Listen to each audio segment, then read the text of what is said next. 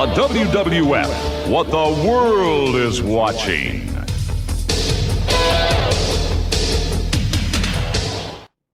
Turn it on and rip the knob off.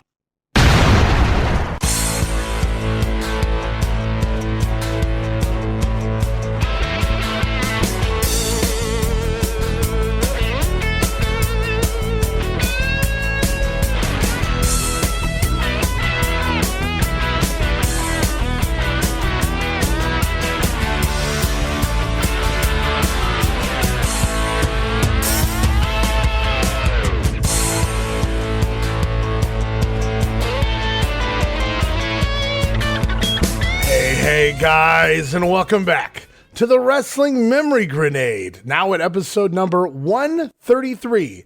And I'm your host, Ray Russell, as always, as this week, guys, we are kicking off the month of June in 1988 when it comes to WWF TV.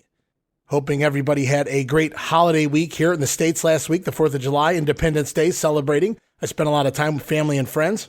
And for those outside of the States, hope everybody had another enjoyable summer week here in 2024, but right now we head back to the summer, or roughly just about the summer of 1988 here as we kick off the month of June TV. Lots to get into here this week, another 2 weeks of WWF television to get through, so we won't waste any time, guys, as we head off now to the June 4th edition of the WWF's Superstars of Wrestling.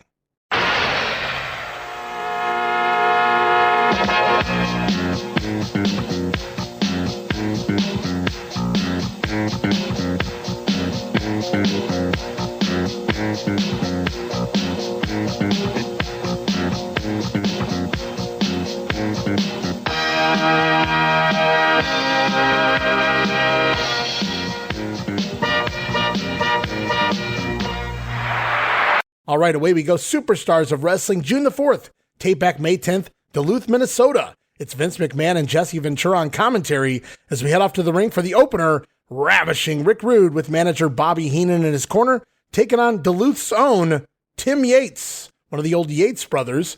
We get an insert promo during this matchup from some of the male fans, actually. They are very much anti-Ravishing Rick, schmoozing the ladies. Of course they would be.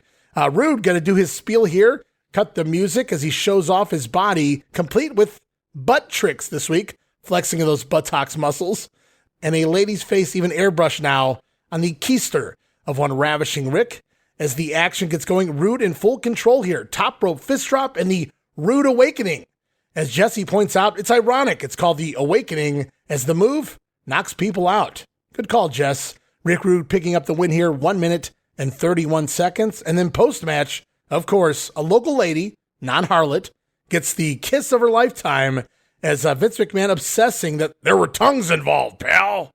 I'm sure you would know nothing about any of that, eh, Vince? As we continue on, we're off to Update with Lord Alfred Hayes. This week, going to talk a little bit about the British Bulldogs. We're also going to discuss the recent issues between the Hart Foundation and their former manager, Jimmy Hart. To the World Wrestling Federation magazine, here's Update. Hello everyone, this is Lord Alfred Hayes with Update. It seems that the British Bulldogs are firmly established as one of the most popular tag teams of all time. People the world over believe that their mascot Matilda can share the credit for this too. So Update cameras went to England to find the male and female point of view. Here in the United Kingdom, we think the British Bulldogs are wonderful. We're very proud of them. But do you know who catches our eye? Perhaps even more? Matilda. She is so adorable. When I was a little girl, Lassie and Rin Tin Tin were doggy idols. But believe me, Matilda's got them beaten. She is beautiful. Since we've been watching the World Wrestling Federation here in the British Isles, tag team combinations have provoked differences of opinion. Even so, my consorts and I agree. The British Bulldogs are far and away the most popular team in our history. If old Winston Churchill, Lord Churchill, were alive today, I'm sure he'd give stentorian voice to some suitable phrase, i.e. the bulldog breed that made Old England's name. By the way, Churchill was often depicted by cartoonists as a bulldog, which could be one reason why everybody here loves that cuddly canine bundle Matilda. She's more than a mascot, she's an institution. Matilda just captures your heart. Turning to another tag team combo, It appears that former world champions, the Hart Foundation, are having more than just a little dissension within their ranks. Bret Hart and the Anvil Neidhart are becoming increasingly discontented with the way their raucous little manager Jimmy Hart is handling their affairs. If that's difficult to believe, listen to this. Bret Hart. Come on, let's face it. When you're as good as the Hitman and when you're as good as the Anvil, you tell me, does the Hart Foundation really need a manager? Do they indeed? And from the Anvil, more signs of rebellion? Hey! That megaphone. Man, that is really bugging me! Dissension indeed in the ranks of the Hart Foundation. All right, so I'm not sure if this is a little deja vu, if I watched this recently and it just came back to me, but these promos here from these quote-unquote British fans, whomever they may be, I feel like we've seen this before, maybe back in '87, and they're reusing it here. I'm not sure, but British fans love the British Bulldogs, but even more so, Matilda. It's got to be insulting to Dynamite and Davey. Then on the other end, they cover the recent ongoing issues between the Hart Foundation and manager Jimmy Hart, former manager, I would imagine. As the Hitman says, when you're as good as the Hart Foundation, do you really need a manager? Meanwhile, Jim Neidhart says that megaphone, it's been bugging him as of late. Really? Just now, Jim? Alrighty.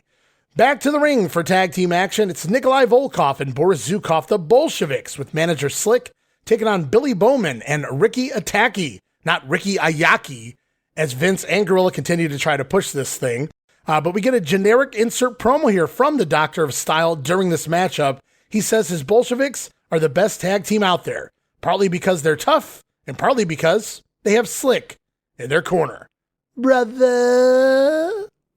As we get going here, of course, it's the Russian national anthem to begin, and then Nikolai busting out a double underhook suplex on Bowman as Ataki finally going to tag in, but to no success, as Boris plants him with a gut buster and then holds Ayaki, no, it's Ataki, Vince, holds him over his knee, face down, gut on the knee, as Volkov comes running off the ropes with a jumping stomp to the back of the head. And I guess that'll do it. Match goes 2 minutes and 12 seconds. I wrote, woof. How these two had a job for as long as they did, I'll never know. But we continue on, more action in the ring featuring the Ultimate Warrior taking on Steve Lombardi as we get an insane crowd reaction here for the wild entrance of UW.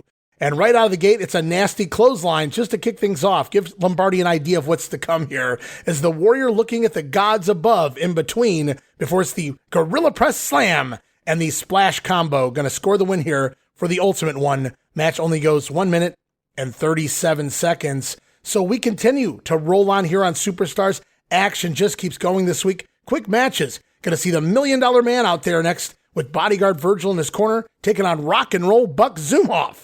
Or as the Chiron reads here, Zumhote. That's spelled Z-M-H-O-T-E because I really don't give a fuck. And I'll explain why at the end of the match. As the $1 Million Man going to attack and relentless here on the offense, throws Buck out to the floor, slam on the outside, and then back inside for a hooking left arm clothesline and the $1 Million Dream.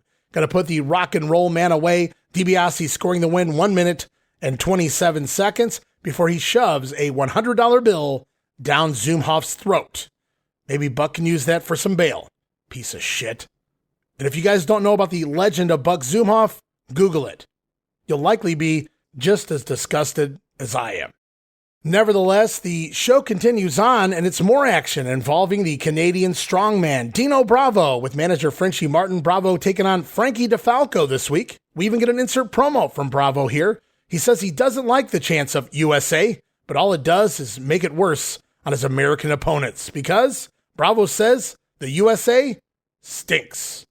Well, not mincing any words there, Dino Bravo, as DeFalco comes firing right out of the gate here to open the matchup, but Dino countering a monkey flip attempt in the corner, turning it into an inverted atomic drop. From there, Bravo landing some leaping elbow drops before planting DeFalco with his patented side suplex hold.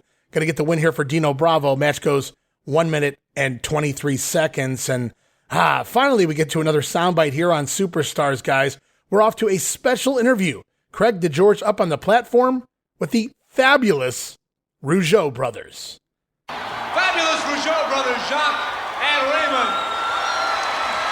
guess it's quite fitting, gentlemen. We just saw Dino Bravo in the ring, and you guys certainly share a few things in common with Mr. Bravo. Among other things, you're from the same part of the world, Montreal, Canada, and of course, you both speak French, naturally. Well, you know, Craig, that's the only thing that we have in common with Dino Bravo. And I'd like to tell you a little story here.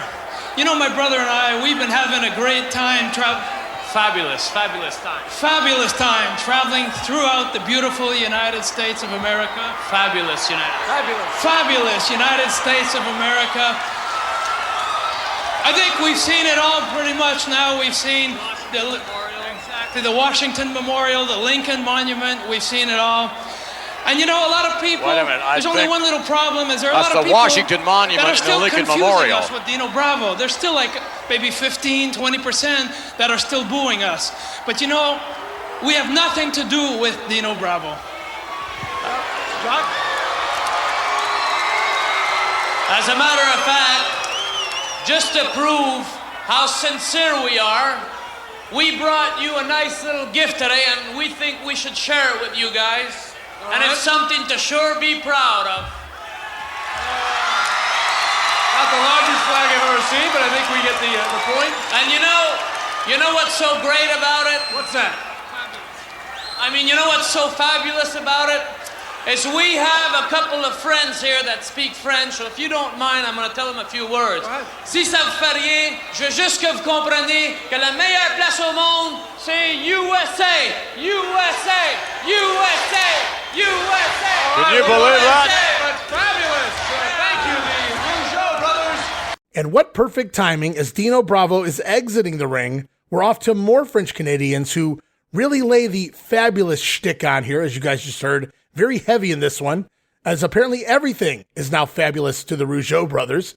They talk about the Lincoln Monument and the Washington Memorial. Subtle, but clever transposing of names there.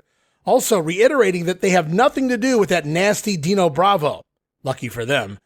And then they do it, guys. They whip out the debut of those mini U.S. flags. More disrespect to the States, and I love it. Great characters here. And then a little more French lingo before a chant of USA. USA breaks out, led by the Rougeau Brothers. Jesse Ventura thinks they're just looking for green cards. And I wrote here in my notes, it is amazing the announcers are still not picking up on this. Heel Rougeau's right around the corner. And I'm all the way here for it. As we continue on, it's a flashback. 2 weeks ago, Honky Tonk Man playing a tune on the back of the barber. And this week we see Brutus Beefcake in action, taking on Tom Stone and Brutus all riled up after the honky tonk attack, taking his aggression out here on poor Tom Stone. We even get an insert promo from Brutus. He says Honky Tonk, he tried to add him to the list of his #1 hits, but he didn't get the job done. As Brutus doing a little strutting around, allowing Tom Stone enough time to go up top, but Beefcake gonna slam him off the top and lock in the sleeper, scoring the win in just 1 minute and 33 seconds. And we saw some strutting during the match, and it's a post-match cutting on poor Tom Stone. But the action's still not done here this week on Superstars. One more match in the bag for you guys. It's Greg the Hammer Valentine with manager Jimmy Hart. The Hammer's opponent this week, J.T. Thomas. As the announcers, they begin to discuss the shin brace now worn by the Hammer. Vince suggests that Valentine, he has no injury reports. So he's using that shin guard specifically for aggressive reasons, pal. Jesse Ventura obviously disagrees. But the Hammer does dominate this one. Thomas going to try a comeback, but runs into a knee in the corner, nasty knee. And Valentine dropping, kind of a shitty forearm across the chest, maybe, of Thomas. And then the Hammer adjusting the shin brace onto his calf to lock in the figure 4, getting the immediate submission. Match goes 2 minutes and 54 seconds. And you've got to notice, ever since he's been using this shin brace gimmick, the opponents are now submitting immediately upon the hold being locked in. So certainly adding more leverage, more pain is this shin guard here with the storyline. And Valentine, he has the gimmick running now. It's just a matter of who and when a big name will come along to use it on. As we will then have our next Insta feud here in the WWF, so we'll have to keep an eye on that. But right now we move on to the following day. It's Wrestling Challenge for June the 5th.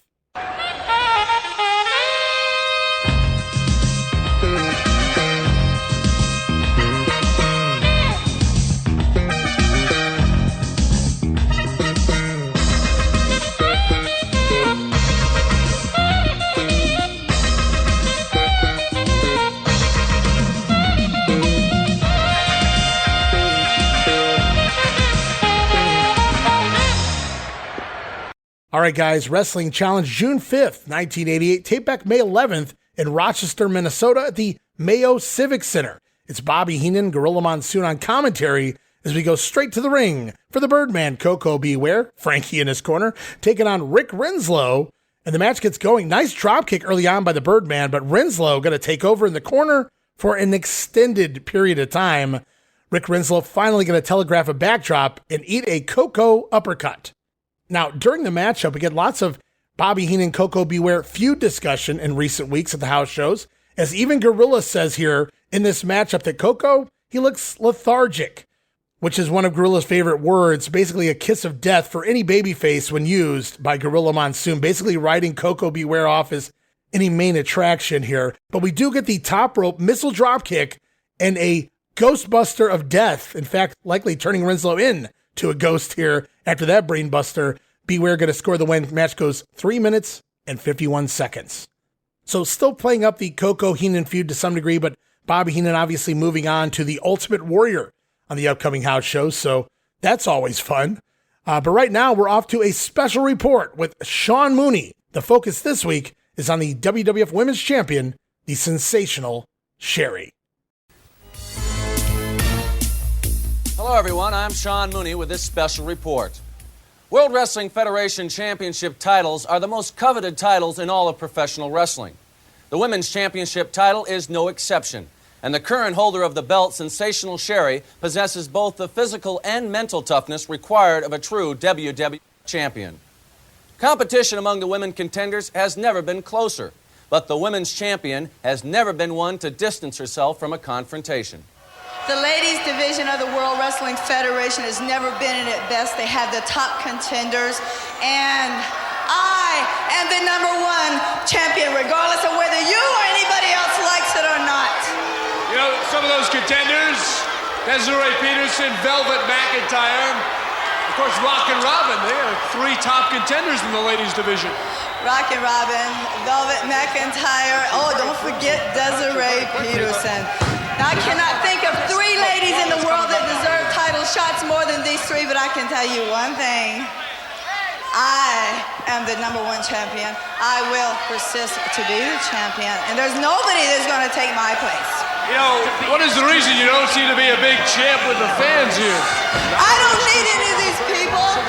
I didn't need you to win the title from Moolah. I didn't need any of you, and I don't need you. And I don't need you.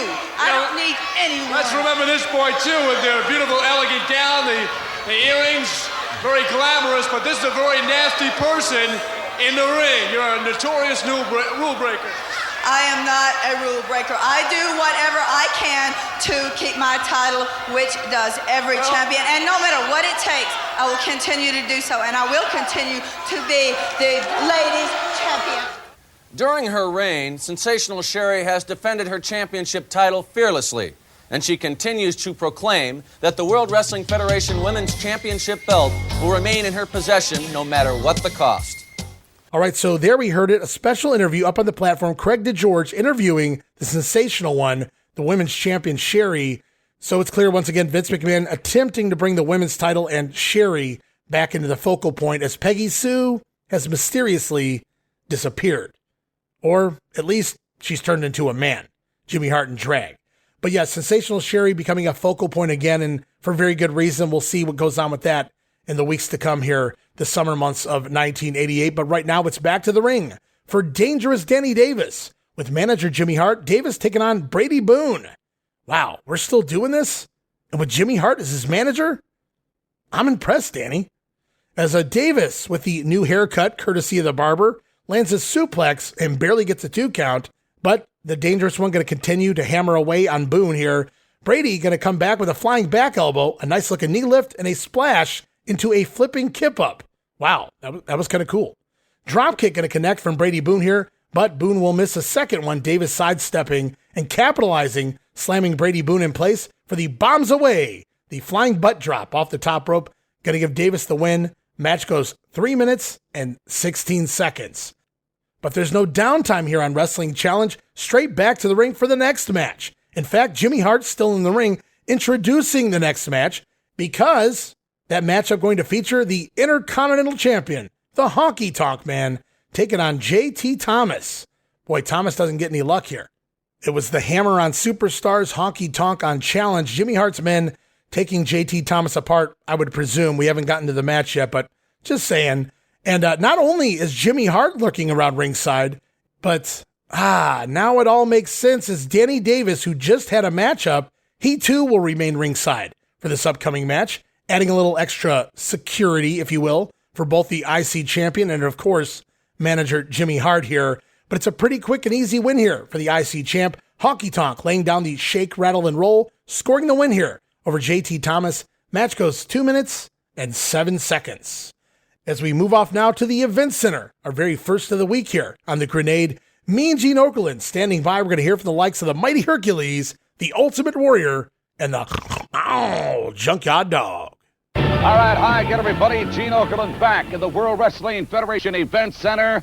And, of course, I'm going to be stationed here for the remainder of this hour to keep you posted on what's going on in the World Wrestling Federation. A match that I wouldn't miss for the world pits the Ultimate Warrior against this man, Hercules.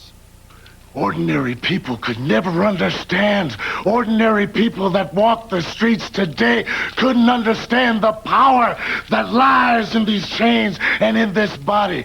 But people like us, Warrior, people like us make our own rules, with one exception. You are the pupil. I am the teacher. I have not taught you enough yet about pain, about misery, about humility, Warrior. You will know all these things. Hercules, normal people, the people that walk the streets every day, we cannot understand. But when we look at each other, Hercules, we know that the battle that me and you have started will continue. It will continue until one of us falls at the feet of the other and admits defeat. Hercules, I know that it's going to be a long, hard road for the Ultimate Warrior to travel, but many miles have been crossed long ago, and it will happen again and again. All right, appropriate to get both sides of that story with the Ultimate Warrior and the Mighty Hercules. One of the premier feuds that I've ever seen in professional wrestling exists now between Outlaw Ron Bass and this man, Junkyard Dog. Ding dong. Dingy dong. And it's not Avon calling either. And it's not Santa Claus. It's 390 pounds of dog. And I want you, Ron Nasty Bass, because on national television, you hung me once for the last time. And by the way, all you see on television now with you, Bass, is your nasty face talking about you gonna make me howl and bark. Junkyard Dog not about to forget about what happened in front of a national television audience. The way Outlaw Ron Bass tried to humiliate the great superstar, of course, the Junkyard Dog. That's one of the premier feuds and one of the premier matches here on the World Wrestling Federation. Well, JYD still gunning for Ron Bass. He hasn't forgotten what Bass did with Miss Betsy, choking out the JYD on TV several weeks ago. And, of course, Hercules and Warrior continue their feud on the house shows in between. But right now, it's back to the ring for singles action, featuring Hacksaw Jim Duggan taking on Chris Curtis. Curtis going to try to attack, but runs into a clothesline by Big Jim, and then another clothesline by Duggan, and a brief beatdown here by Hacksaw before it's Duggan's turn to do the running, and this time he delivers a clothesline, 3-point stand style, going to get the win. Offense was almost all clotheslines, guys, and then the finisher, also a clothesline. Nevertheless, Hacksaw Jim Duggan scoring another win, 1 minute, 41 seconds. And the fun part about Wrestling Challenge is having Bobby Heenan on commentary so that he can sell his family's feuds here. So if you have a Jake Roberts match, you get to hear him bury Jake over Rick Rude. Of course, Andre the Giant feuding with Jim Duggan, so we get some of that. Even the Birdman, fun commentary there by Bobby Heenan. So just adds a little bit more to the program. And then, guys, it's right back to the event center once again, an eventful event center this time around. Mean Gene Okerlund going to talk to the number one contender to the WWF title, talking about the $1 Million Man, Ted DiBiase. We're also going to hear from the champion himself, undisputed champ, Macho Man Randy Savage. And then, for a closer, it's Ravishing Rick Rude. All right, so much charisma, so much God-given talent. I don't mind telling you I'm talking about the World Wrestling Federation heavyweight champ, Macho Man Randy Savage. And there's no question of a doubt that the number one contender is the man who is standing by, Million Dollar Man. Let's hear from Ted Dibiase. Money, money, money. Money comes to money, Randy Savage. And everybody's got a price for the $1 Million Man. Everybody's got a price. And I tell you what, Savage, I don't know what your price is yet, but I'm going to find it. I'm going to find it because you're wearing a piece of gold now that means more to me right now than all the money that I have. That's right, Savage, because with all the money, I want power, and power comes through that belt. You've denied me before, but I will not be denied again. I will be the World Wrestling Federation Heavyweight Champion. Loose leaves falling off the tree, yeah, because they're not strong enough to survive, yeah. And Ted DiBiase, the multi-million-dollar man, you're being tested now, yeah. I'm the teacher. I'm bringing you to school right there, yeah. Put you right in front, watching every second what you do, yeah. And so are all the eyes of Macho Man, this first lady of wrestling. You understand that I cannot be contained. Take the world and turn it upside down. That's what you did in the World Wrestling Federation. Now I'm going to get you, and I'm going to make it count for what you did. All right, Macho Man Randy Savage, the World Wrestling Federation Heavyweight Champ, managed by Elizabeth. He's going to have to contend with Ted DiBiase. Jake the Snake Roberts has this man on his mind, his ravishing Rick Rude. You know, I wonder if he's going to bring the harlot with him, or if he's coming a la carte. I don't know, Bobby, but I know one thing. Roberts, you can't blame your old lady for wanting a piece of ravishing Rick Rude, because you know I'm the sexiest man alive. But I blame that low-life floozy for living with you, Roberts, because you are the lowest thing on the face of this earth, Roberts, and that's exactly how I'm going to treat you, like a low-life snake. All right, Jake the Snake Roberts, certainly not happy about what happened in front of a national television audience, family getting involved when Rick Rude actually approached the lovely wife of Jake the Snake Roberts, and of course everybody knows what followed. These two men, Rick Rude and Jake the Snake Roberts, soon to meet here on the World Wrestling Federation. Well, as I said, an eventful event center. We hear from both champion and challenger here, the Macho Man and the $1 Million Man, and of course, Ravishing Rick embroiled in his main event feud as well with Jake the Snake Roberts on the B shows. So fun soundbite there, and then it's back to the ring for more action, this time featuring the Olympian, Ken Patera, taking on Barry Horowitz. As we get an insert promo here from Dino Bravo, Dino says that Ken Patera, he greased Dino's end of the tug-of-war rope. That's why he lost. Alrighty. As Barry Horowitz bumping like a machine to make Kenny look good here, but it's a basic line of offense, clothesline, suplex, body slam, not toss. Kenny doesn't do that anymore. And then the full Nelson, going to get the submission win. Match goes 2 minutes and 45 seconds as they continue to build Patera versus Bravo. Then up next on Wrestling Challenge, well, it was to be Craig DeGeorge special interview with Greg the Hammer Valentine manager Jimmy Hart, but I actually wanted to save that soundbite for Primetime Wrestling. So we're going to put that on the back burner for a moment. Remember, it's upcoming when we get to Primetime, a special interview with Greg Valentine, and then comments from Gorilla and Bobby Heenan. But right now, it's back to the ring here on Wrestling Challenge for the Rock Don Morocco. Manager Superstar Graham in his corner, taking on Larry Simpson. And Simpson looks like he'd be doing a poor man's German or Russian gimmick on the indies somewhere. But we do get an insert promo here from the Superstar, Graham, who just marvels at Morocco's physique, because, of course, he does. Inside the ring, it's a belly-to-belly suplex, followed by a tombstone piledriver. Going to give Morocco the win. Match goes 2 minutes and 2 seconds. And then one more match here on Challenge, guys. It's the WWF Tag Team Champions, Axe and Smash Demolition, with manager Mr. Fuji taking on the Yates brothers. I think that's Tim and John Yates, if I'm not mistaken. And I don't know which is which, but the demos, they don't discriminate. It's demolish and destroy on both of the Yates boys, leading to the demolition decapitation, giving the champs the win. Match goes 2 minutes and 46 seconds. As Demolition just continues to dominate the competition, we've got one last soundbite here this week on Wrestling Challenge. In fact, another eventful event center, if you will, because this marks the end of Mean Gene Okerlund hosting the event center, guys. He's going to be replaced next week. We'll get to that when we get there, but right now, it's one final event center hosted by Mean Gene Okerlund. We're going to hear from both sides of the feud, talking about the Hitman Bret Hart and Bad News Brown. We're also going to hear from the fabulous Rougeaus. You know, you talk about the great superstars that make things happen in the World Wrestling Federation. Like him or not, let's give credit where credit is due. Bret the Hitman Hart, former World Wrestling Federation Tag Team Champ, part of the Hart Foundation, and one of the great superstars. He's got bad news on his mind.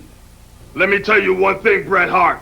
When you come from the streets of Harlem and you have long hair and that pretty face like you have, you don't last very long. And it's obvious to me you don't have too much up here, because I guarantee you one thing. Nobody does to Bad News what you done. You got to pay the price, and it's gonna be a heavy one, because I intend to take it out on you inch by inch. WrestleMania 4, the biggest event of my entire life. A chance to show the world in a battle royal. And you're the one that wanted to make a deal together. You wanted to work together with a hitman. I said, all right. But I end up paying the price. You double-crossed the hitman, Bad News Brown. You double-crossed me. But now it's my turn. I may have busted up the trophy, but I'm going to go way further than that this time. I'm going to go after you. I am going to bust you up. I'm going to bust you up real bad. All right, Bret the Hitman Hart has got his eyes right now on Bad News Brown. Brown, of course, from Harlem in New York City. One of the premier tag teams in the World Wrestling Federation are standing by. They'd like to meet the Killer Bees. They are the fabulous Rougeaus.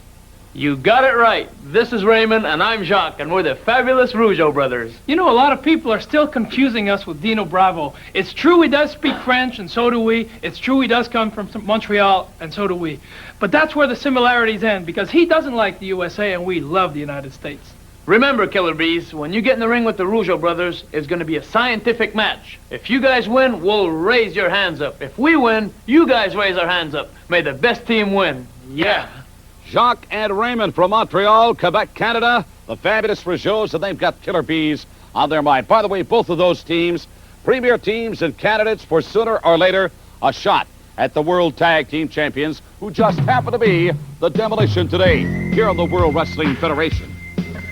Boy, the fabulous Rougeaus laying it on thick. They love the USA. Meanwhile, Bret and Bad News continue their feud, and the Anvil even getting sprinkled in there as well. But for now, guys, we roll on to the following day, WWF Primetime Wrestling, hosted by Gorilla Monsoon, Bobby the Brain Heenan, for June 6th, 1988.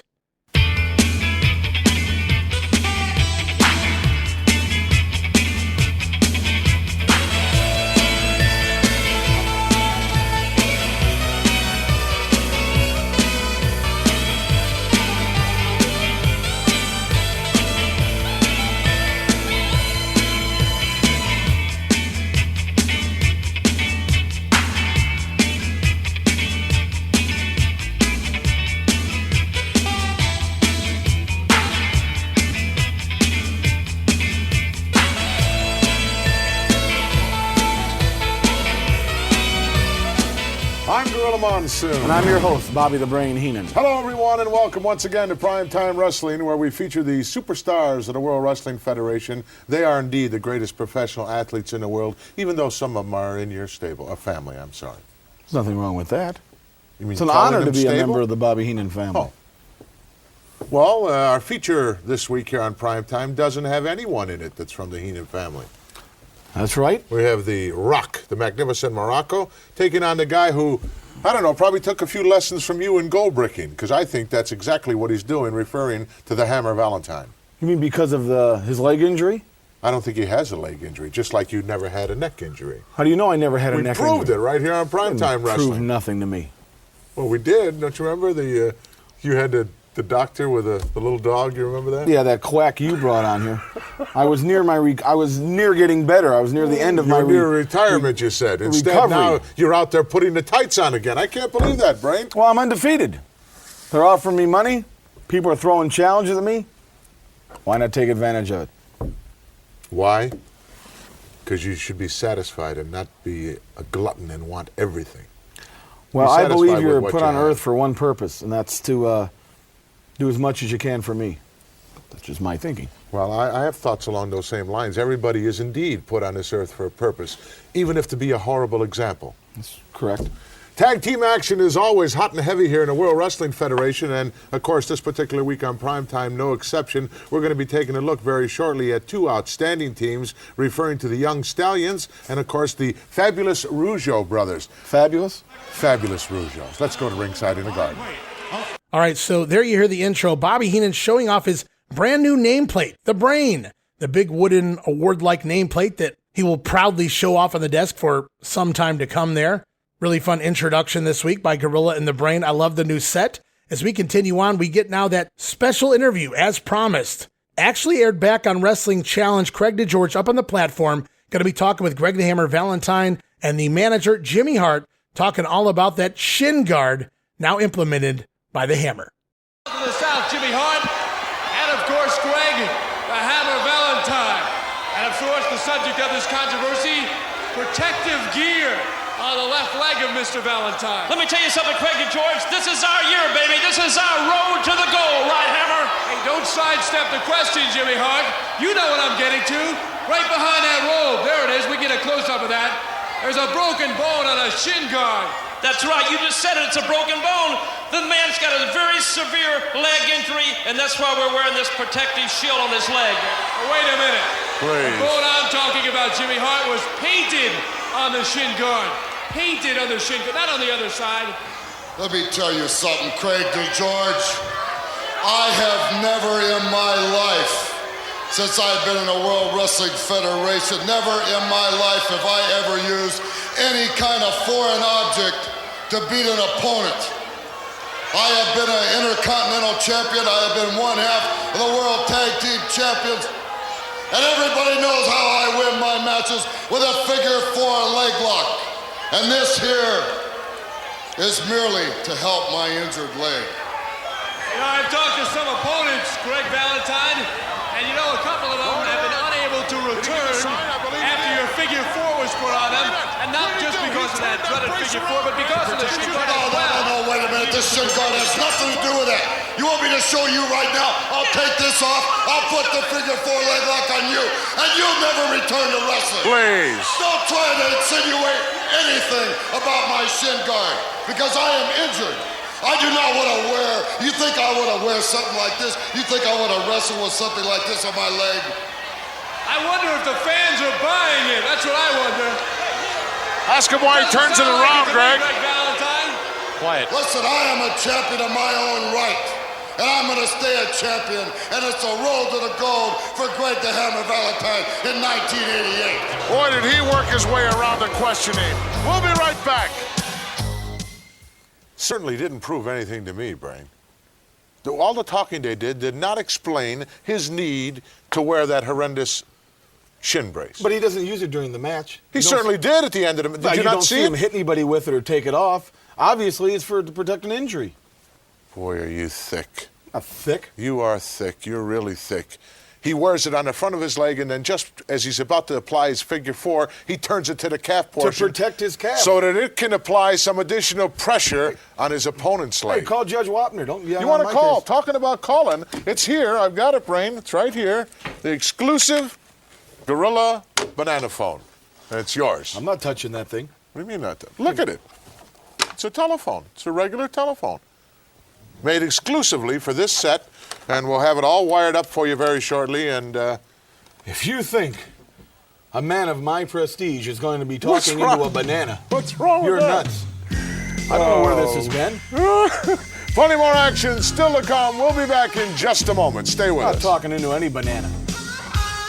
All right, so Valentine's swearing that he has never used a foreign object to win a match, and that the shin guard is just there to help his injured leg. Now, DeGeorge states that the shin guard is making the figure four finisher even more deadly, which simply upsets the Hammer. He doesn't need that added leverage to score a win here. As the cameraman makes sure to show a close-up of the shin guard, which features a picture of a bone being snapped in half, painted right there on the guard. Clearly some meaning behind that, guys. But the heels, they deny any wrongdoing here. As we hear Gorilla shout, "Ask him why he turns it around, Greg." Guy's been here almost a year and a half. Gorilla's never going to get that name right. Of course, we hear the fallout, the conversation between Gorilla and Bobby Heenan in studio. Even some banana phone shenanigans mixed in there. As we continue on with Primetime Wrestling, one more soundbite here this week. As the host, going to talk about the reigning ladies champion Sherri, the former champion Moolah, Bobby Heenan's recent open contracts, and maybe even a Barracuda or two. What's it, coming up on a year now, Brain, that she's had the title? That's right. Won it in Houston, Texas, from Fabulous Moolah. Fabulous Moolah. I was there that night. I called that match. You follow her around a lot. You got eyes for her, don't you? Please, you stop. Well, I can understand it. I'll tell you, she's a lot better looking than some of those Barracudas I've seen you with lately. What are you saying? Well, if the shoe fits, you put the thing on. That's what I always say. Go out with Barracudas. Let's get back into your putting on the wrestling tights. Do you think that that's a smart move? I don't. Well, you see, I have a tremendous won-and-loss record. All wins. I'm batting 1,000. And if the promotion keeps giving me the money I'm demanding, why not take it and run with it? What makes you think that just because you were successful in getting past a guy like Coco Beware that you could, in fact, hold up against some of this other competition that's here, especially now that you're not allowed to wear that horrendous outfit anymore? The brain, huh? You got the brains. I wish you'd use some of that brain power here. Our feature coming up in mere moments. Well, they talk a little bit about Sherri and Moolah there, but Bobby Heenan also says he has a tremendous win-loss record. He's batting 1,000 as of late.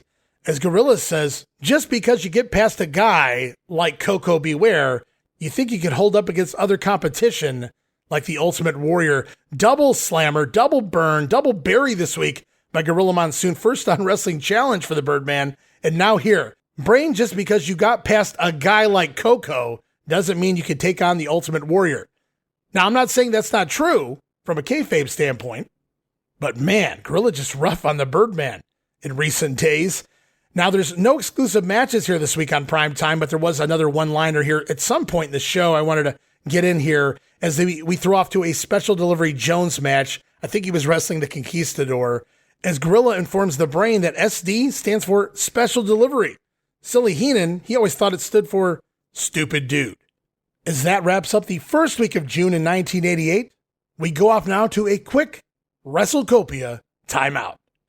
Promotional consideration paid for by the following.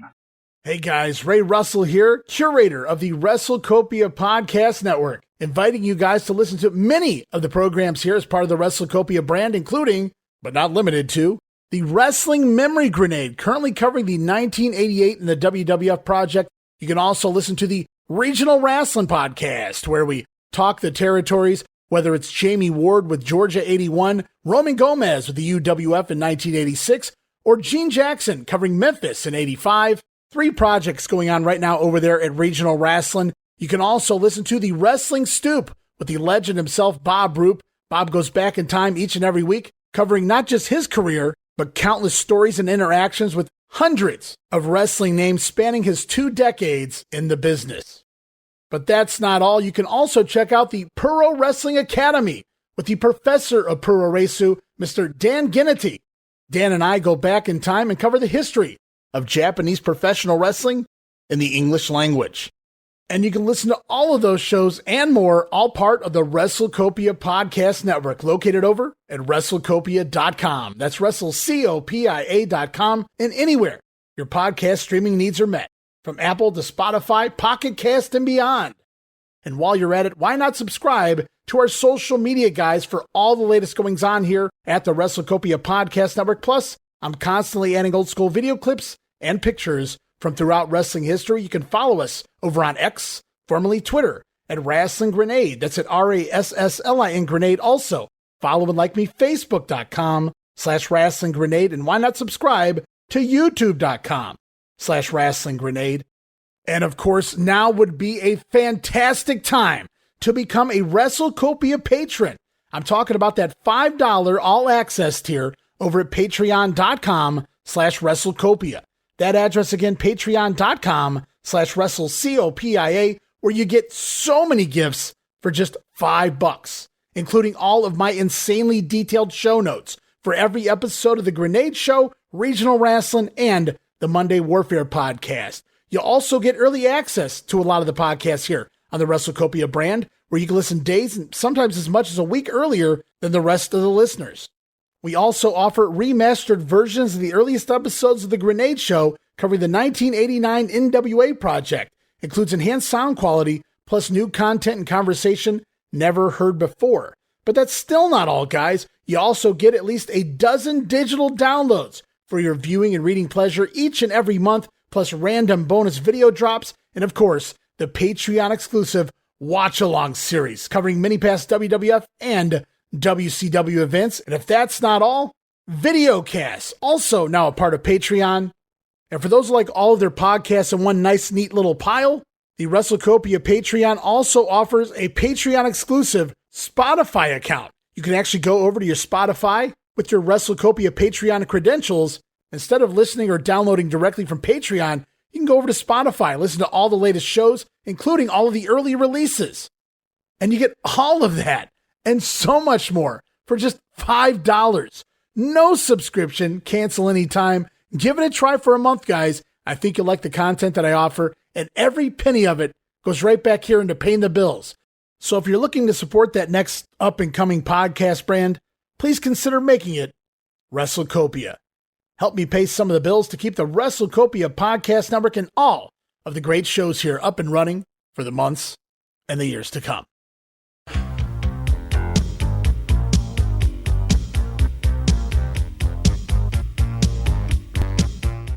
All right, guys, welcome back to The Grenade. We roll on to the following week of WWF TV here in the month of June. June 11th this week, Superstars of Wrestling. Also, tape back May 10th in Duluth, Minnesota. Vince McMahon, Jesse Ventura still on the call.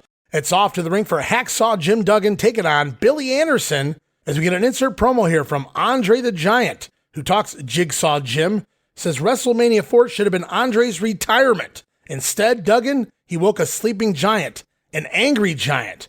And Duggan, you in bad trouble.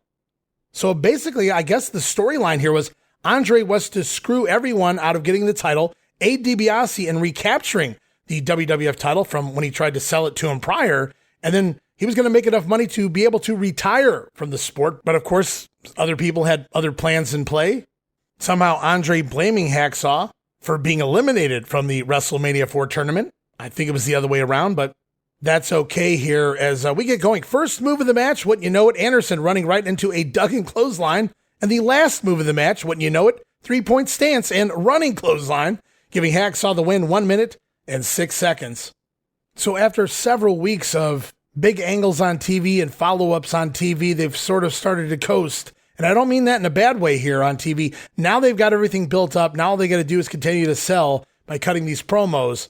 Andre and Duggan, one of the bigger feuds going on right now, and Duggan, one of the most over men in the company at this point as well. As we go off now to Update and Lord Alfred Hayes, this week, the feature, well, we heard a little bit about this on Prime Time. We're going to hear more about it right now from Greg the Hammer Valentine, talking about that controversial shin guard.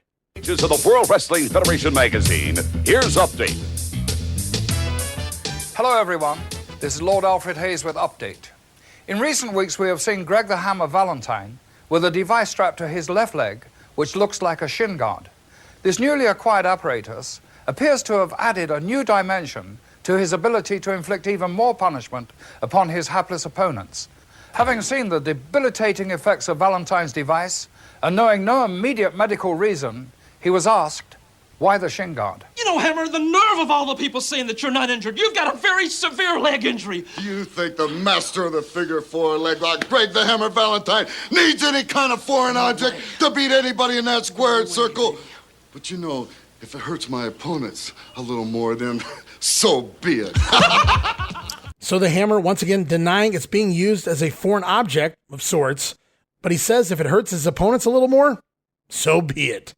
Having a little fun there are the heels as we go back to the ring for fun tag team action. Going to see the young Stallions out here, Jimmy Powers and Paul Roma, taking on the tag team champions Demolition with Mr. Fuji in their corner. As we get an insert promo right out of the gate from Strikeforce, the former champs, they say they're watching every move that Demolition is making as the Strikeforce not done yet with the current tag team champions. Still wanting to regain the gold, are Tito and Martel. But right now it's Smash and Paul Roma going to start out this one. Smasher with the beatdown, but he misses a Stallions blind tag to Jim Powers, who is in from behind with a nice drop kick, dropping Smash. Smooth transaction and spot there by the young Stallions.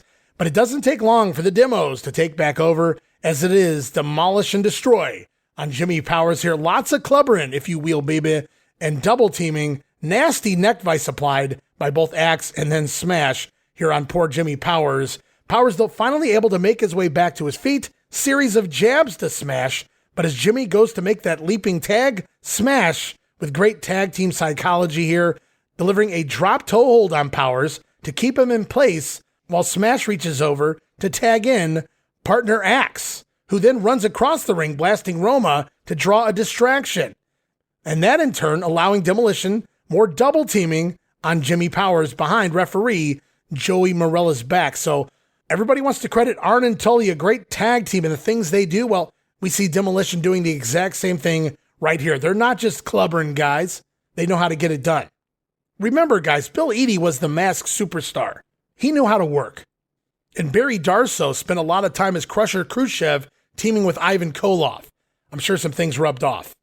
And as the action continues on, Smash eventually missing a corner charge, and it's a hot tag out. Powers finally able to tag to partner Paul Roma, who goes all bonzo gonzo on both members of Demolition, drop kicks, clotheslines, sending Axe and Smash down to the mat, and then Roma going up top for a flying sunset flip, delivers it, connects on Smash, 1, 2, but Axe is in to break up the count, and it leads to a four-way melee, wouldn't you know it, as the confusion going to allow Smash to sneak a clothesline in on Roma, while the referee getting Jimmy Powers back to his corner, and then Smash holding Roma up, while Mr. Fuji handing off his cane to Demolition Axe.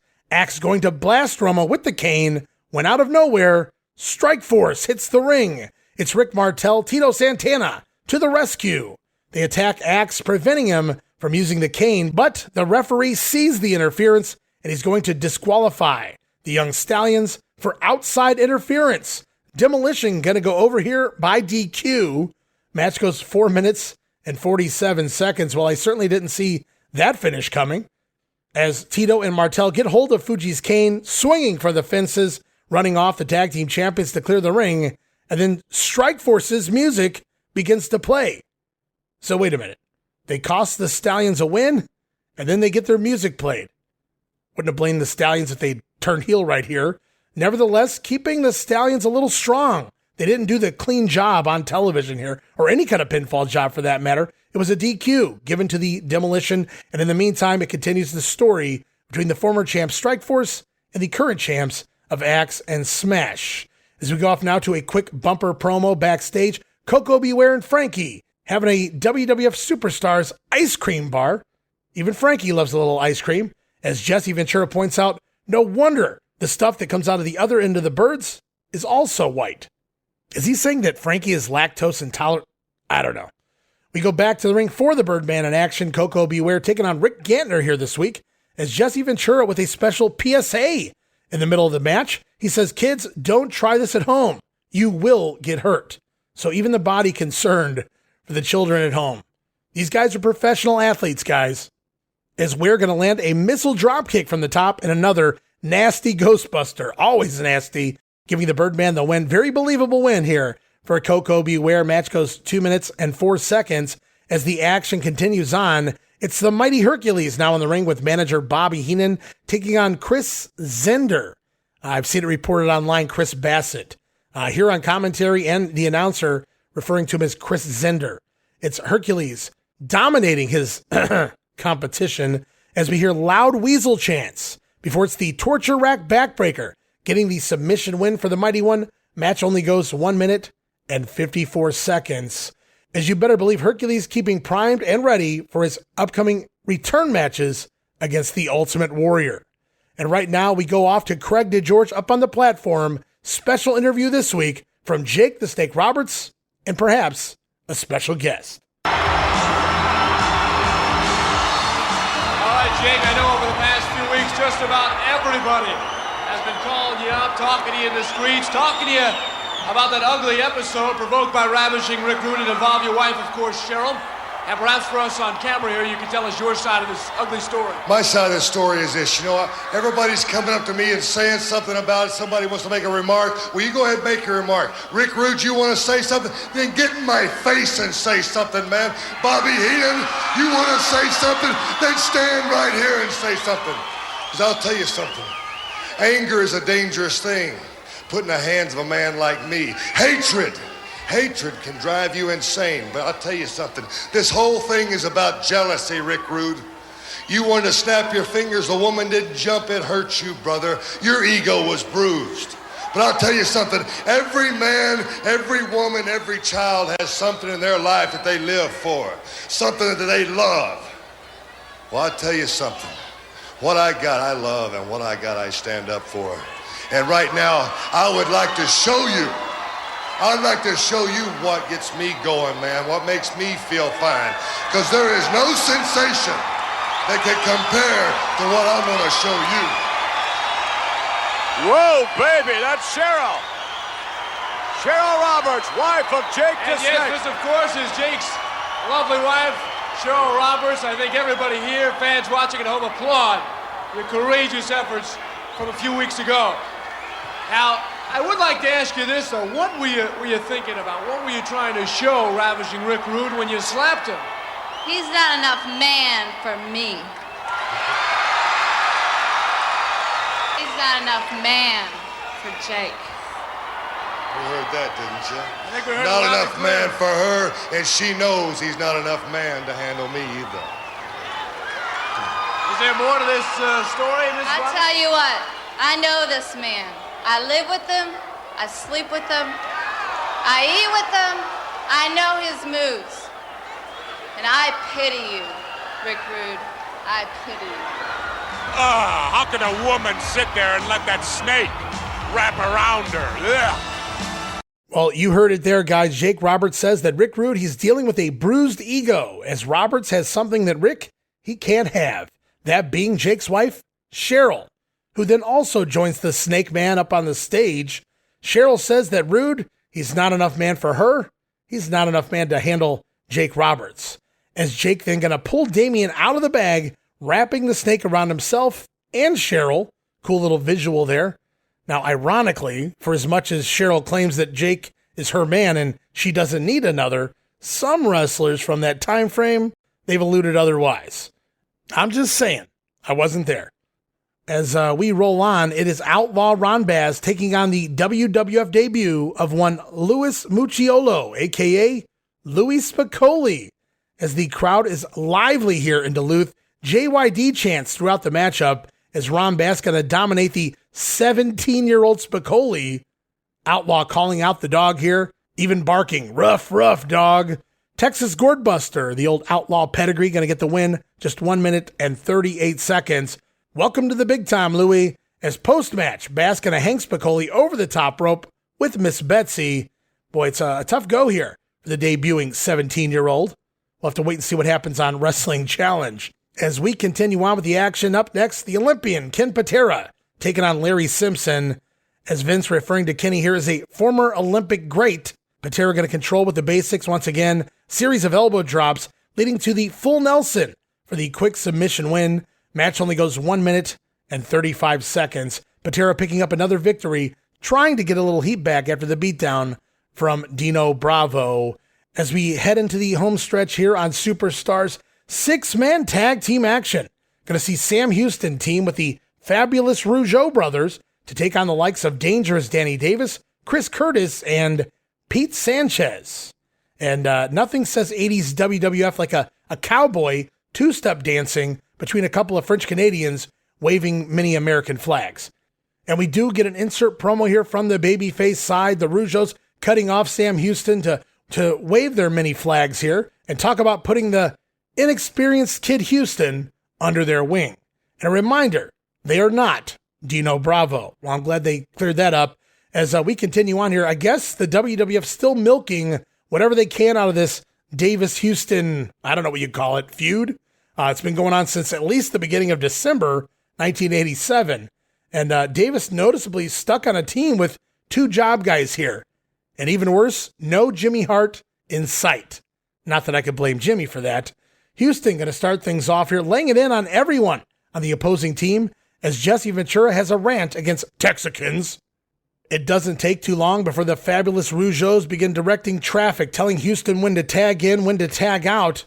And then it's always back to the Rougeau brothers. Nice spinning back elbow by Jacques. Nice savate kick by Brother Raymond. And then it's the Doomsday Device off the top rope clothesline by Jacques Rougeau, LOD style.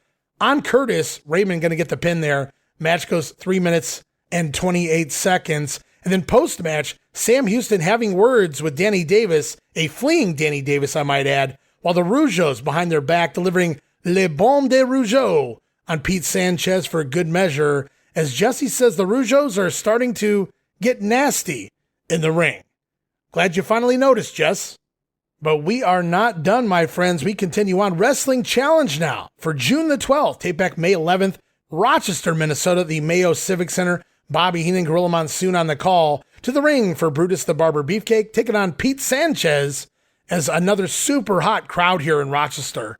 Barber gets some loud chants as he just cleans Sanchez's clock here and locks in the sleeper for the fairly quick win. Match goes 2 minutes and 8 seconds. And then post-match, Sanchez not only getting a haircut, but some spray paint for the cause as well. And as commentary would suggest in this match, the Barber Honky Tonk feud still in full swing. And you have to believe for as much work as they're putting into this, at this point it feels like Beefcake has to be pegged to win the Intercontinental title. Doesn't he? I guess we'll see. Up next on Challenge, it's a special report with Sean Mooney, who goes around the crowd interviewing fans and their thoughts on the World Wrestling Federation. Naturally, they all love it. So we'll continue on here back to the ring for the $1 Million Man, Ted DiBiase, taking on Brady Boone. And Brady going to get some offense in early on, landing a trifecta of nice-looking drop kicks, going to land himself a 2 count. DiBiase then bailing to the floor, while Boone going to do a top rope backflip in celebration. Don't count your chickens, Brady. As Teddy back inside, taking over, picking Boone apart. We also get an insert promo of DiBiase's voice and Virgil's face. DiBiase warning the Macho Man that Virgil will do anything that he tells him, making it a very dangerous situation for Randy Savage, as the camera going to zoom in on the eyes of Virgil. Then back to the ring, DiBiase landing his patented power slam and locking in the $1 Million Dream, going to score the win, 3 minutes and 27 seconds. Brady Boone getting a $100 bill stuffed down his mouth for his troubles. As we continue on now to the Event Center with the brand new host, and he's going to take over for some time to come, for the next 5 years roughly. Here he is. It's the Event Center featuring Sean Mooney. We're going to hear promos from Andre the Giant and Hacksaw Jim Duggan. Hello, everyone. We are back at the WWF Event Center. I'm Sean Mooney, and I will keep you updated as to just what is happening throughout the hour in the World Wrestling Federation. One war I've got to tell you about that started at WrestleMania 4. It features one tough guy, Hacksaw Jim Duggan, and Andre the Giant. You know, Duggan, as I look at this map, I look over this whole world here, I can't come up with the idea of where you're going to hide. There's no place to hide. You can have bloodhounds looking for you. You can have the FBI looking for you. But when Andre looks for you, he's going to find you. I look all over, Duggan. I will look all over because, believe me or not, I know the world much better than you know it. I'm traveling all over. I beat up all the wrestlers all over the world in every country. And now, Closer Duggan, you want to challenge me? Come in the ring. Come in the ring. Take that 2x4 with me. Well, I got another one up there. That is one angry giant anxious to meet Hacksaw Jim Duggan. And you have to bet a man would have to be very brave to step into the ring with that man, the 8th wonder of the world. Well, Hacksaw Jim Duggan is just that man. Folks, sometimes a man's got to do what a man has to do. That's why I stopped down the ring with my trusty 2x4 at my side and challenged the 8th wonder of the world to a match. And that's what he got his cheap shot on. That's what he wrapped those mitts around my throat. And folks, That's when I drew a crosshair right between his eyes and dropped the giant for the first time in history. And like that old World War II song used to go, we've done it before and we can do it again. You better believe I'll do it again, giant. Sure, I'll go mano on mano, one-on-one with you. But if you want to pull something fancy, tough guy, you better believe that there'll be some lumber in Hacksaw Duggan's corner, tough guy. Comments from Hacksaw Jim Duggan. His nickname is Tough Guy, and he certainly deserves it. He will come to the arena with a 2x4, but when he steps into the ring, it will be strictly one-on-one competition with Andre the Giant. That is just part of the action happening in the World Wrestling Federation. So the Giant warning Duggan, you have nowhere to run, nowhere to hide, Jigsaw Jim. Meanwhile, Duggan says he's knocked out the Giant before, and he can do it again. Tough Guy. So the feud continues on. Sean Mooney in the Event Center. All is right in the world, and it just keeps getting better as the summer continues. And right now it's back to the ring for singles action involving Sam Houston taking on Barry Horowitz. Houston, 2 weeks in a row on TV. Wow. As we get a little two-stepping before the matchup from the Cowboy. And on commentary, it's Gorilla Monsoon on Wrestling Challenge, who warns the kiddos, do not try this at home.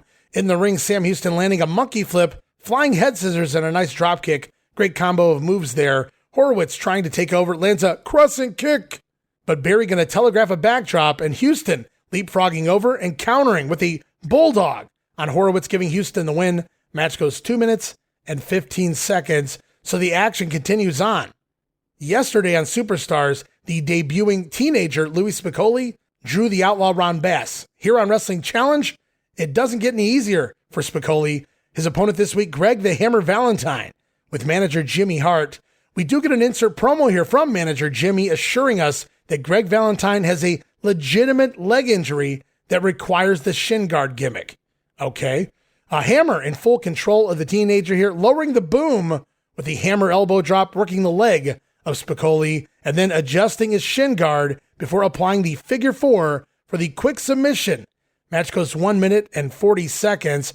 Louie Spicolli having to be carried out of the ring by a couple of referees. So not only is this technically the debut week of Louie Spicolli's run here in the WWF as enhancement talent from time to time, what may have been even more intriguing was the commentary during this Hammer matchup. Bobby Heenan making the very first ever mention on WWF TV of his dear close personal friend and advisor, Brother Love. Who is Brother Love? Won't take long to find out, guys. I promise you that. As we roll off now, back to the Event Center. Sean Mooney, we're going to hear from the likes of the Anvil, Jim Neidhart, Rock Don Morocco, manager Superstar Graham, and Bam Bam Bigelow. We are back at the WWF Event Center. So much happening in the World Wrestling Federation. So much going on. One bout that has been signed very recently will feature a Rock and an Anvil. I'm talking about the Rock, Don Morocco, and Jim the Anvil Neidhart. When these two meet, something's got to give.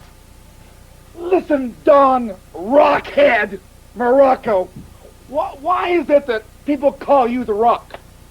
Is it because you bask out on the beach, bask out with your huge stomach, on Sunset Beach like a big overgrown rock of Gibraltar, with 2 or 3 beer cans in your hand, and a lot of fat women around you, and a lot of overgrown surfboards? Is that why they call you the Rock? Well, the Anvil can hang 10 too, baby. Jim the Anvil Neidhart, you see the colors on the Rock, but I want you to look behind the colors, because there you see the steel and the power of the one and only the Rock, Don Morocco, brother. You know, Anvil's running on some hard times now. Lost his World Tag Team Championship, losing his way all over the country. But Anvil, it's gonna get harder for you, you see, because me and the Superstar have a mission. Me and the Superstar have a plan. Me and the Superstar are dedicated to succeed. Whoa. We have the Rock, Don Morocco, and the Anvil, Jim Neidhart. When they get together, the sparks will fly. We have two behemoths who have met before. They will meet again. I'm talking about the one-man gang and Bam Bam Bigelow. Yeah, one-man gang. The street ballers from Chicago. You know, the Chi-Town hustler. Well, you know, gang, Slick's not gonna be around. No DQ. No disqualification. That means I could dish out what you're gonna have to take. And what you're gonna have to take is one beating from me. Bam Bam. Because if you play with fire, you get burned. Bam Bam Bigelow. Can you believe the size of those two guys? When they get into the ring, it will be some collision. The one-man gang has his patented 747. Bam Bam Bigelow, his agility. That is going to be some match. We've got more World Wrestling Federation action coming your way right after this.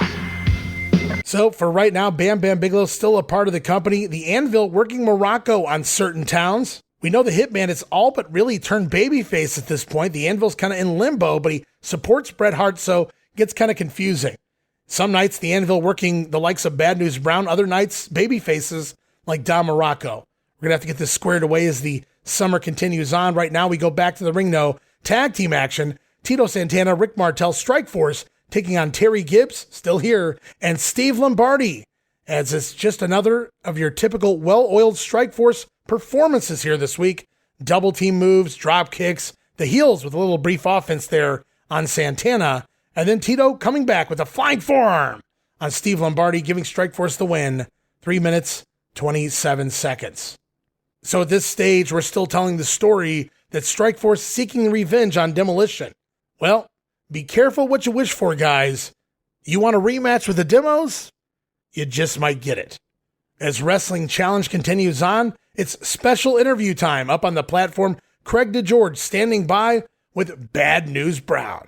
Ladies and gentlemen, please welcome my guest, winner of WrestleMania 4's Battle Royal from Harlem, New York, 270, Bad News Brown. And Mr. Brown, indeed, you have been front page news material since entering the World Wrestling Federation, taking it by storm in a very short time. Testing 1, 2. Mr. Brown, you thought... Let me tell you something, you pansy. Don't ever in your life put your hands on me, or I'll slap the taste out your mouth. Let me tell these beer belly sharecroppers one thing. That's right, I am the winner of the WrestleMania Battle Royal. Because Bad News Brown, is from the streets of Harlem, and 20 men, 19 men, 18 men in the ring is old hat to me. This is like old home time coming home again. Well, Mr. Brown, speaking of men in the ring, let's center on one of those men that was in the ring. Of course, I'm talking about Bret the Hitman Hart. Let me tell you something. There is no way that cupcake, that panty waist with that spruce pink on is going to double cross Bad News Brown and get away with it. He's going to have to face the terror of Bad News Brown because I bring the streets to the ring. That's right, I bring the streets to the ring. He's gonna wish that he was never born because he's gonna pay a terrible price. Well, he certainly left an indelible impression on you with that trophy, and now over the shoulder of him is Jim the Anvil Neidhart for you. Let me tell you something. When I was a little kid growing up in the streets, the last beating that I got was from my father because a kid tried to take my lunch. He broke my property. That trophy belonged to me, and now he's gonna pay. And if that Jim DeAnvil or whatever he calls himself, Neidhart, sticks his nose in my business, I'm gonna stomp him into the ground like the spineless cockroach that he is. Bad News may be chewing off a little bit more than he can chew, I'm sure, Frank. I think he can handle it.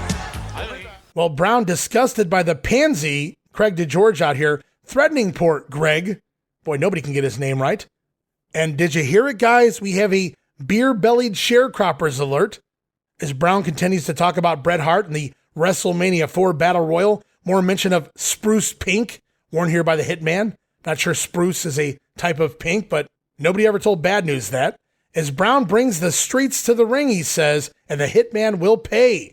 And then we get another special message to the Hitman's partner, Jim Neidhart, who Bad News refers to as a spineless cockroach. Got a pop for that one, too. So the key Bad News Brown lines have made their official debut here in the WWF. Both beer-bellied sharecroppers and spineless cockroach in the same promo. Hart Foundation, beware, as we go back to the ring for singles action. Jake the Snake Roberts taking on Billy Anderson. Bobby Heenan, of course, using the match to bury Jake and his wife, that harlot, Cheryl, while Roberts going to have a slow start here. Perhaps not able to completely focus on his opponent. Jake going to miss his short arm clothesline early on. Anderson going to counter with a pair of body slams. But it doesn't take long for Jake to make the comeback, delivering not one, not two, not three, not even four, but 5 body slams in a row on Billy Anderson. And then it's the DDT. Going to give the Snake Man the win, 2 minutes and 44 seconds. And Damien going to slither across Anderson's face following the bout. So Jake Roberts gunning for Ravishing Rick Rude, no doubt about it. And speaking of gunning for people, Ken Patera gunning for the next man in the ring here, talking about Dino Bravo in action, taking on Scott Casey. And of course, manager Frenchie Martin out here on the mic, speaking in French with the USA is not okay sign. We also get an insert promo from the fabulous Rougeaus during the Bravo match.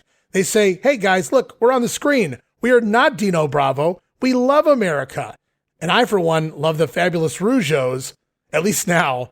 The personality is coming out more and more every week. In the ring, though, Bravo planting Cowboy Scott Casey with a pile driver and a nice side suplex, going to score the win, 1 minute and 57 seconds. Whatever Casey brought to the table when he first arrived, he's not really getting much offense in right now. That's likely relegated to his primetime matches.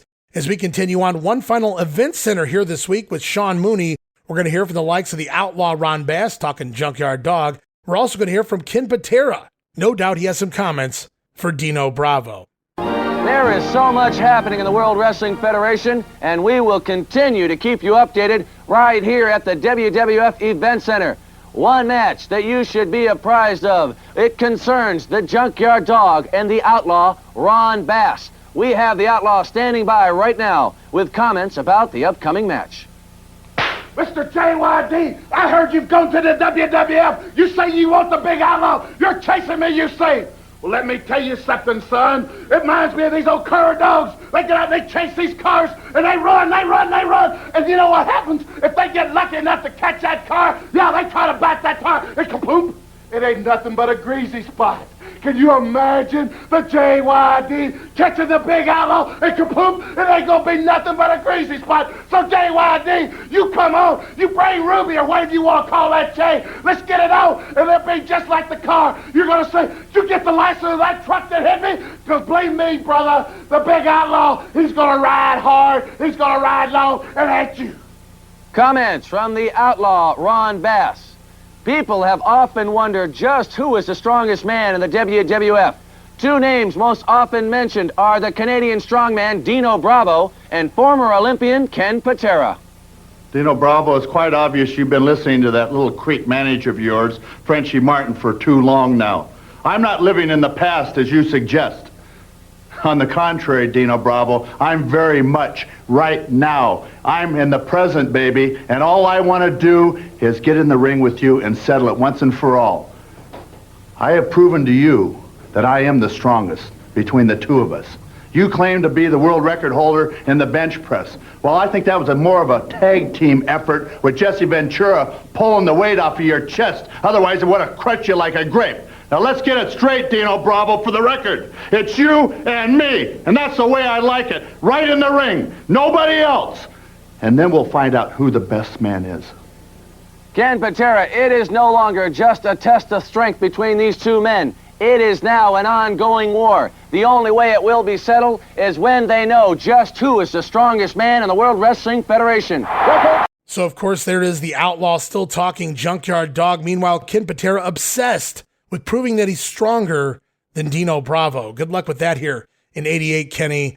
As Wrestling Challenge comes to an end, we learn that next week it will be the debut of a brand new tag team, Shawn Michaels and Marty Jannetty, the Rockers, on their way to Wrestling Challenge right here next week. But that's not all. A second debut here next week on the program as well. Can't wait for the Grenade Guys. Next week marks the debut of a man by the name of Brother Love. But we're not done with this week's Grenade here yet, guys. We've got one more piece of business. Primetime Wrestling, June the 13th, hosted once again by Gorilla Monsoon and Bobby the Brain Heenan. I'm Gorilla Monsoon. I'm your host, Bobby the Brain Heenan. Hello, everyone, and welcome once again to Primetime Wrestling. Boy, what a blockbuster of a lineup. Brain, this is probably one of the few shows that I've seen here on Primetime in quite some time where we've had 2 6-man tag team matchups. Well, I made some demands. I asked for some changes to be made. Excuse me. Well, I had to lean on a few people, but... Our feature, The Ultimate Warrior, teaming up with Strikeforce against Demolition and another goof just like you, who thinks he's a young man putting on the tights, Mr. Fuji. I mean, just like me, I'm not Japanese. No, you're not Japanese, but you're putting the tights on, aren't you? Well, I'm making a lot of money doing it, and I'm... Yeah, you were a little worried last week when we left here, weren't you? And rightly so. Did you get that all straightened out? I'm sure you did. Yes, I did with Mr. Tunney, yeah. I'm sure you did. I sat there again in the office for 2 hours while he wolfed down donuts. You don't have the right of refusal that you thought you had. I'm working on that. My attorneys are on that right now. I'll know by the end of the program. It'll be interesting to see. Other big matches this week, Bam Bam Bigelow taking on your guy, Hercules. Bam Bam Bigelow. No comment? Should be Dum Dum Bigelow, not Bam Bam. And his manager, Humperdinck, Oliver Humperdinck. Yeah. Doing a nice job. Frog-faced, red-eyed slob. Obviously, you're a little upset with Humperdinck. Well, you thought from the beginning you had Bam Bam all locked up. You came out here on prime time and told everybody that. Told the whole world that you had the guy locked up. That was just a ploy on my part. Please. That's all. I never wanted that ham and egger. All right, we learned this week on TV we've got not one but 2 big 6-man tag team matches here on Primetime. As Gorilla says, Bobby Heenan, you're just like Mr. Fuji. Heenan's reply, I'm not Japanese. Also here on the program this week, Bobby Heenan says Dum Dum Bigelow and the frog-faced, red-eyed slob, Oliver Humperdinck. Boy, Bobby always laying it in thick on Sir Oliver. But we've got more Primetime for you guys here this week. Exclusive matchup tape back May 31st in Fresno.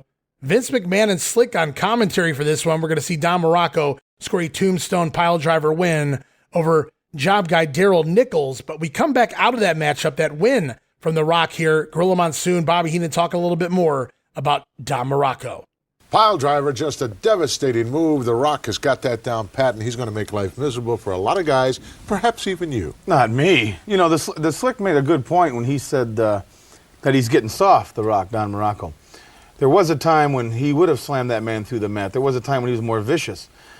Hanging around with superstar Billy Graham has just made the man a babbling idiot. Oh, that's not true. He's soft, right between the ears. Why are you saying? You're talking about one of the greatest professional athletes of all time. There's a guy who took and beat what I consider to be Mr. Everything, Pedro Morales, right in the center of the ring in Madison Square Garden to win the Intercontinental Championship. Do you remember his statement after that match, Morales? No. Is the match over? Oh, it wasn't a statement. Something like that. What is wrong with you? Just think, Brain. Your name could be right alongside the Rock's on a contract. It could be right alongside the Ultimate Warriors. Well, it could be right alongside Bam Bam Bigelow's. What are you going to do about it? Nothing. So they go back, they reference Don's past, of course, his history as the Intercontinental Champion, his feud with Pedro Morales. Morocco defeating Pedro for the IC strap eventually and finally. As Gorilla Monsoon playing up those Bobby Heenan open contracts a little more, warning the Brain that, hey, you could be stepping in the ring with the likes of The Rock, Don Morocco. Of course, the Ultimate Warrior, maybe even Bam Bam Bigelow. All of those would have been fun, no doubt about it. Could you imagine Bobby Heenan bumping for Bam Bam? Boy, that would have been something else. But we've got a couple more sound bites here this week, guys, so we're going to continue on. It's more discussion of Greg Valentine, that nasty shin guard he's added to his, I guess we can call it, gear. As the hosts once again go back in time and discuss the damage Valentine has done over the years with that figure 4 leg lock. Well, you know, the colonel trying to explain that the injury was to the insertion point of the gastrocnemius, and I didn't buy that at all. He's got gas? The gastrocnemius is the largest muscle in the body. It starts way up here in the top of your leg and runs behind your knee and down to your calf. I knew that. They don't, though. Well, I know this for a fact, that Tito Santana had to undergo surgery because of that figure 4 leg lock. Look at the way Chief Jay Strongbow walks around today with sort of a little waddle. That's directly responsible to the figure 4 leg. Not because he weighs 500 pounds. Well, I don't know. You've got things to worry about. You insulted the Roberts, both Jake and Cheryl. You're going to have to pay for that. Oh, that harlot. Machine. Yes. Let's go to this special interview. That bimbo.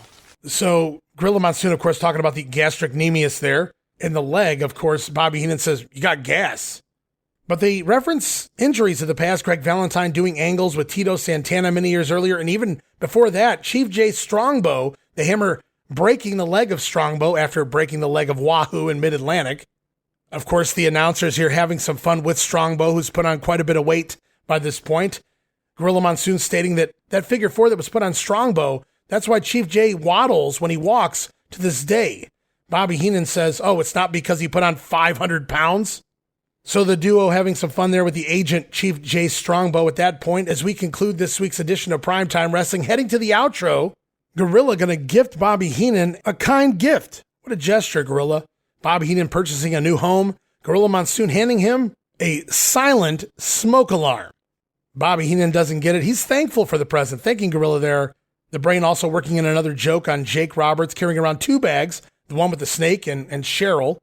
As next week, they reiterate, it'll be the debut of the Rockers and Brother Love coming to the WWF. Well, that's a tough man. What do you mean? That's a tough man to walk around this world and carry 2 bags like that. What do you mean 2 bags? The one with the snake in it and the one in the red dress. Will you stop? You wish that some of the Barracudas I've seen you with looked as good as Cheryl Roberts does. Give me a break. I wouldn't go near something something like that. What are you sneaking into the... Are you accepting this gift? Or? Yes, I'm accepting it. Well, folks, that's it for this edition of Prime Time. It's not it. It's not over. I have big news for everybody out there. Well, go ahead and Next week, right here on my show, Primetime, your host, Bobby the Brain Heenan, is going to introduce to you and everybody all over the world, Brother Love. Brother who? Brother Love. Yes, Brother Brain, I promise you, and I promise all you good people, that I will be here next week. Why? Because I love you. Oh, I can't wait. And they're all going to love you, Brother. Also joining us, Brother Love. newcomers of the WWF, the Rockers will be here next week. What is this? It's one of a kind, Brain. It's unique. It is a silent smoke alarm. I want you to have it. Hope you enjoy it. Well, I'm going to have to We'll see you all next week. So long, For me? everyone. Yeah, for you. Thank you. I love it. We love you too, brother. So we talked about the Morocco exclusive over Daryl Nichols earlier here on Primetime, but also another exclusive from June 1st in Oakland, Brady Boone defeating Steve Lombardi with a German suplex out of the corner. So throwing Brady a bone here on TV this week.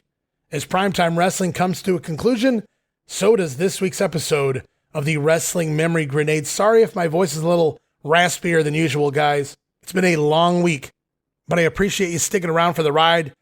As we are now in the midway point of June here in 1988. Next week, 2 more weeks of WWF TV. So many debuts coming, as promised. Can't wait for the sound bites. Can't wait for the matches. Can't wait to discuss all of the new talent coming in over the next couple of months here in the World Wrestling Federation. Just going to continue to grow and grow as the weeks continue on here. Not just in 1988, but here on the Grenade. Looking forward to it. Can't wait to have you guys back here again. This set of TV taping, the last 2 weeks anyway. As I said, it was the last month or so prior. They worked really hard to build up all of the big angles to continue the heat on Beefcake and Honky Tonk, Andre and Hacksaw, Dibiase and the Macho Man, Rick Rude and Jake Roberts. And I wouldn't call it coasting now because we're getting promos and they continue to build the heat here on TV on commentary for all of the big house show feuds of the summer of '88.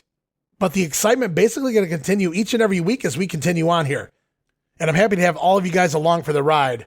But right now, just a quick reminder, head over to WrestleCopia.com to check out all the great brand new podcasts, Dave Dynasty and his Wrestling Nostalgia, Gene Jackson and the Retro Wrestling Review, all the guys from the Other Ship podcast.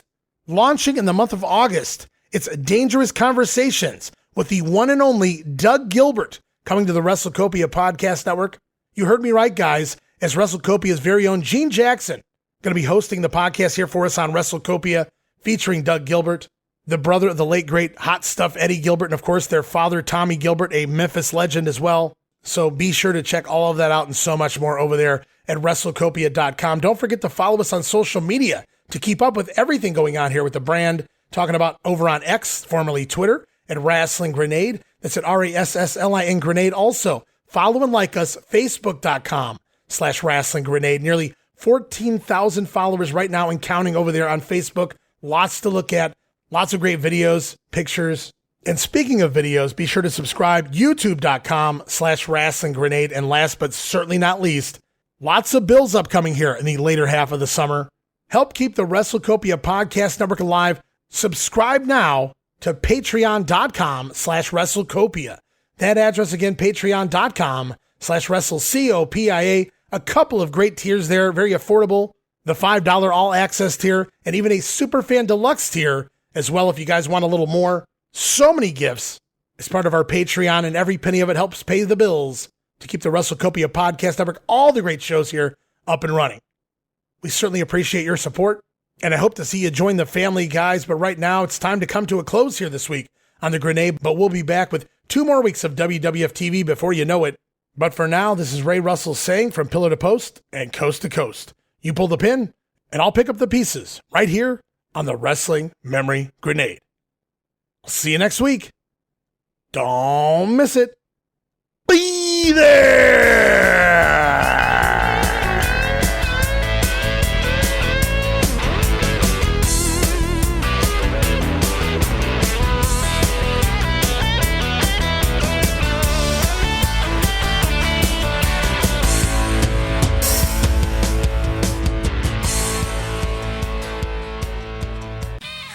Promise you, and I promise all you good people that I will be here next week. Why? Because I love you.